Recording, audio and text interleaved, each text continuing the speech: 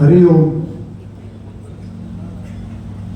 આમ તો અમારા બંધુ સાહેબે એમ કહેલું કે કાર્યક્રમ નિયત સમયમાં પૂર્ણ કરવાનો હોવાથી સંબોધનની આવશ્યકતા નથી, એટલે સન્માનીય મંચ અને આપ સર્વેને વંદન કરું છું. મૃત શબ્દ છે એની આગળ અ લાગે, ઉપસર્ગ લાગે એટલે અમૃત બને. અમૃત એટલે જે મરે નહીં તેવું. આપણે અમૃત મહોત્સવ ઉજવીએ છીએ, એટલે શું મરે નહીં તેવું? નચિકેતાને કઠોપનિષદની એક કથા છે કે નચિકેતાને જ્યારે યમરાજાને એના પિતાએ સોંપી દીધો, પછી યમરાજાએ નચિકેતાને કહ્યું કે તું પાછો વળ, યમલોકમાંથી જતો રહે, હું તને તું જે માગે તે તને આપું, ઐશ્વર્ય આપું, રાજપાટ આપું, ધન આપું. નચિકેતા ના પાડે છે કે મારે એ બધું નથી જોઈતું, હું અમૃત બની જાઉં, અને જો અમૃત ના બનવું તો મારે આ સંપત્તિને શું કરવી છે અને રાજપાટને શું કરવું છે. કથા તો બહુ લાંબી છે, મારે એમાં નથી જવું, મારે એટલી જ વાત કરવી છે કે પછી યમરાજાએ એમ કહ્યું, આપણા ઉપનિષદો પણ કહે છે કે જ્યારે કોઈ વ્યક્તિ 75 વર્ષ પૂર્ણ કરે અને સ્વસ્થતા સાથે પૂર્ણ કરે અને ઉપયોગિતા સાથે પૂર્ણ કરે તો એને અમૃત કહેવાય. જેટલા 75 વર્ષના છે એટલા બધા અમૃત થઈ ગયા ઉપનિષદ પ્રમાણે. પણ એની સાથે સાથે બીજી વાત મોટી છે, તે મહત્વની છે કે સ્વસ્થતાપૂર્વક ખાટલામાં પડ્યા હોય ને પાણી આમ ચમચીથી પાતા હોય એવા નહીં, પણ કામ કરતા હોય એવા. તો સી કે પટેલ સાહેબ આજે પણ સ્વસ્થ રીતે આ કામ કરી રહ્યા છે.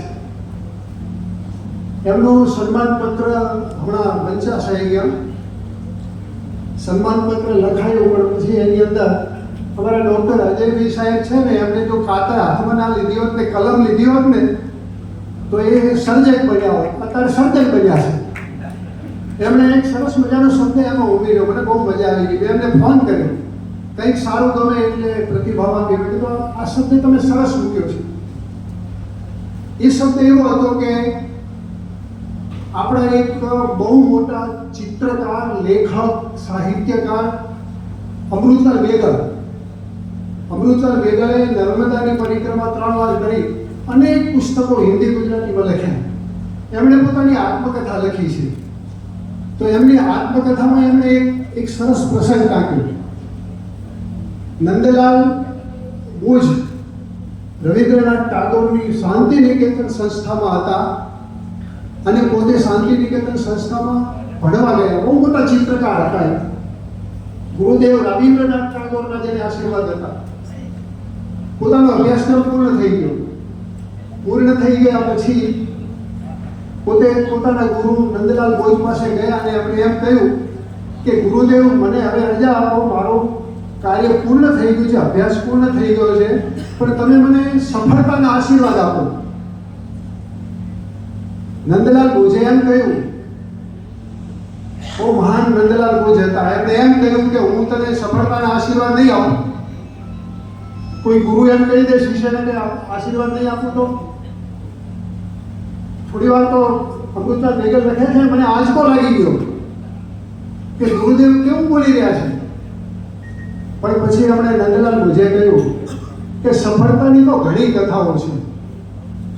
એક છોકરો ધૂળમાં રમતો આ ધૂળમાં રમતા સી કે પટેલ સાહેબ ડોક્ટર બની જાય. ડોક્ટર ઘણા છે, કલેક્ટર ઘણા છે, ઘણા બધા ઉચ્ચ હોદ્દા ઉપર બેઠેલા છે, આ બધા સફળ છે.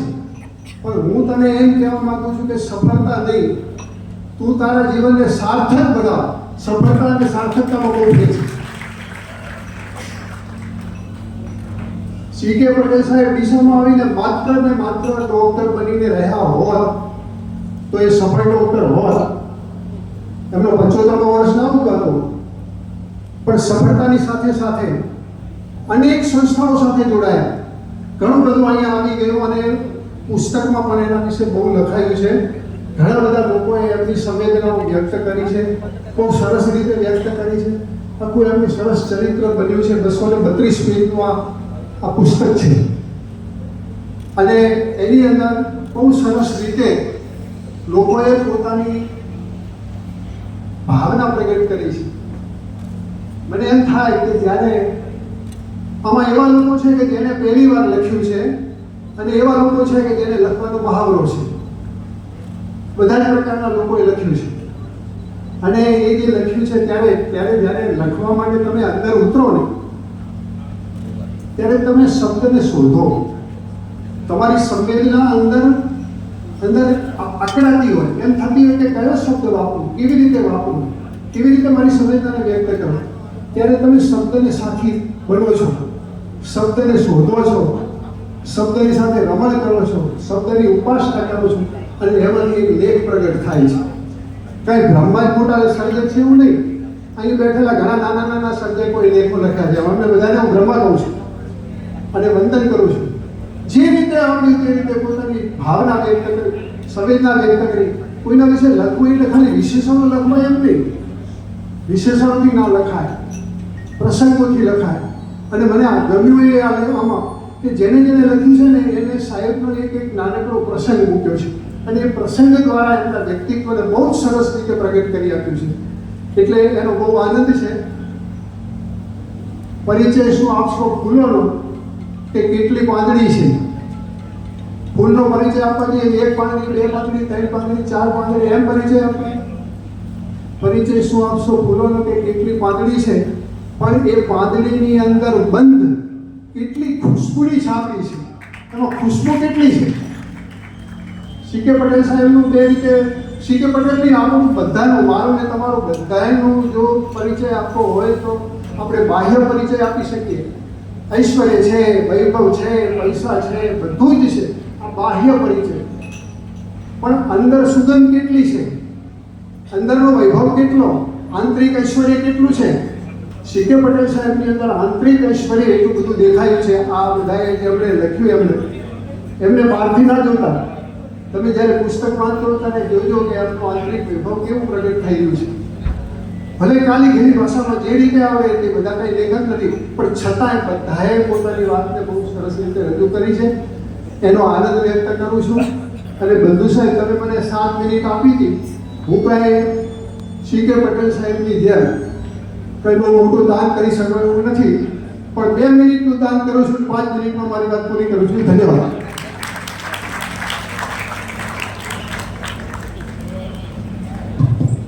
ધન્યવાદ કનુભાઈ આચાર્ય સાહેબ. શબ્દો બધાએ લખ્યા, પણ શબ્દોને સુંદર રીતે આકાર આપીને સરસ રીતે આખું પુસ્તક બનાવવાની આપની મહેનત કાબિલે-દાદ છે. આપને ખૂબ ખૂબ અભિનંદન. અને જે સરસ મજાનો ગ્રંથ લખાયો છે એનું આપણે હવે વાતે ગાતે ભવ્યાતિ ભવ્ય, દિવ્યાતિ દિવ્ય વિમોચન કરીએ. સરસ મજાના ગ્રંથો, મંચસ્થ મહાનુભાવો. સૌ પ્રથમ પૂજ્ય રવિ શરણાનંદ ગિરિજી મહારાજને આપણે ગ્રંથ અર્પણ કરીએ વિમોચન માટે. બહેનોને વિનંતી. અને પછી મંચ ઉપરના મહેમાનોને આપણે આ ગ્રંથ અર્પણ કરીએ વિમોચન માટે. આશુતોષભાઈ દવેના સંગીત સાથે સરસ મજાનું એનું વિમોચન થાય.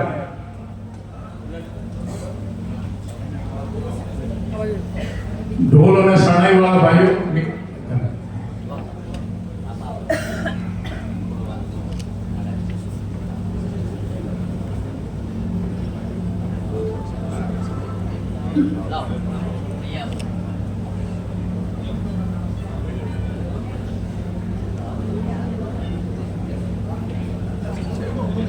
જ્યારે પુસ્તકનું વિમોચન થાય ત્યારે તંદુરસ્ત ભાઈઓ બહેનો અહીંયા હોલમાં છે, પોતપોતાના સ્થાને ઉભા થઈને આપણે ગ્રંથને વધાવી લઈએ